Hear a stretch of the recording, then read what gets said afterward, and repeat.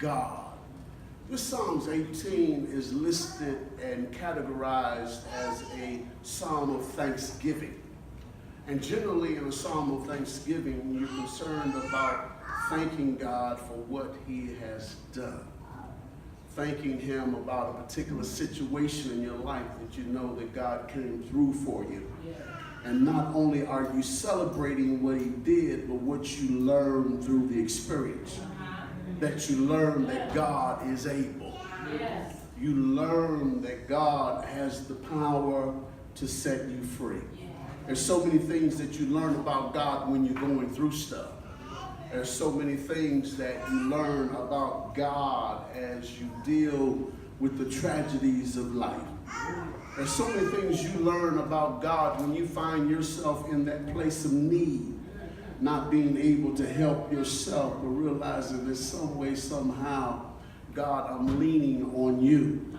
It's almost like Job, as Job goes through his troubles and he loses family members, he loses possessions, and even his friends are not helping him to celebrate God. But I hear Job hanging on to his faith and his integrity and believing that I may be in the fire, but when God gets through, I'm coming out of here with pure gold.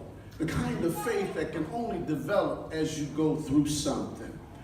Job said on another occasion that I know that my Redeemer lives and that he will rise in the latter days upon the earth. Those kind of convictions are born from a lived experience.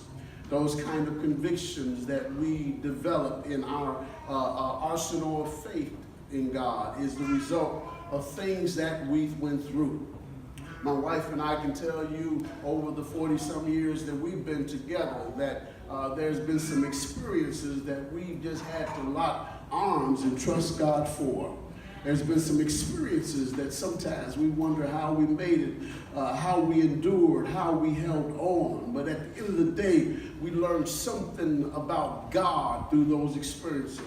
I like to say that we learned something more about ourselves, which there is a bit of that.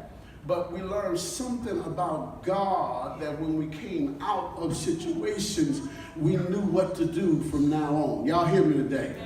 And so David here brings up a situation because as the king of Israel and as a warrior, as one that was in battle, as a king who was also much sought after by his enemies, those that tried to bring him down and sabotage what he was doing.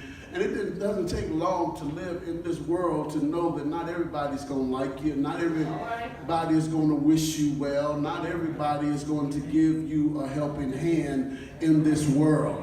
And David came face to face with vicious people, people who sought to take him down, who sought to kill him, who sought to humiliate him. Oh yeah, he knew what it was like to have to flee for his life. He knew what it was like to have to live in caves for a few days until the enemy was gone. He learned what it was like that in the horrible situations he found himself in, that he was able to look to God, and every time God was there for him. David, when he reflects on the goodness of God, he says, I will love you. I will love you, O Lord. I will love you. Master and ruler, I will love you for what you have done. I will love you for the many benefits that you brought into my life. I believe David begins this celebration of God in a way that we should, because we have many occasions to celebrate God. We have many opportunities in life because of what is going on, and sometimes because of what is not going on, that we can celebrate God in the midst of it. Oh yeah, we can praise him for who he is, number one. Just praising God without even recognizing what he's done, but just recognizing that he is God and that he has all power in his hand.